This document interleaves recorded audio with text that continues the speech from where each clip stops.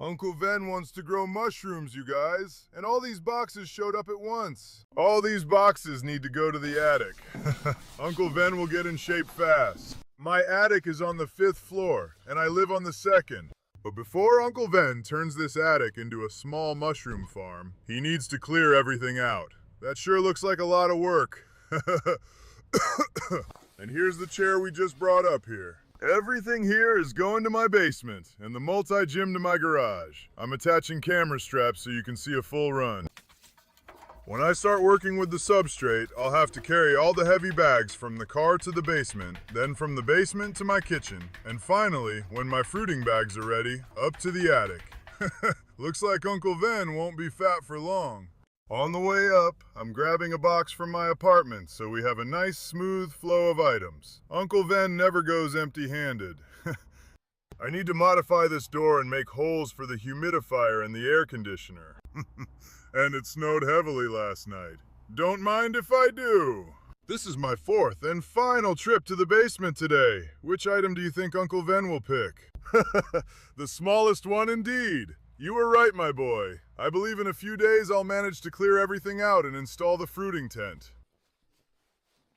Cleaning all that took me a few days. Going up and down the stairs really took its toll. And don't even ask how I managed to get the sofa out of here all by myself. This bag contains the grow tent and all of its parts. Well, this looks like it's gonna be fun. The attic space is so tight that I can't fully stretch the tent out, so it took me a while to figure out which side was the bottom. Only 30 minutes later, and it's finally starting to come together. Alright, the tent is finally fully assembled, and Uncle Ven is already exhausted.